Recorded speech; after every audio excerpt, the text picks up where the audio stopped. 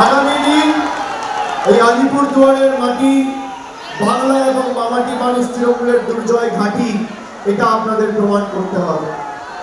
আমি আরেকবার সকলকে ধন্যবাদ জানিয়ে আমার বক্তব্য শেষ করলাম।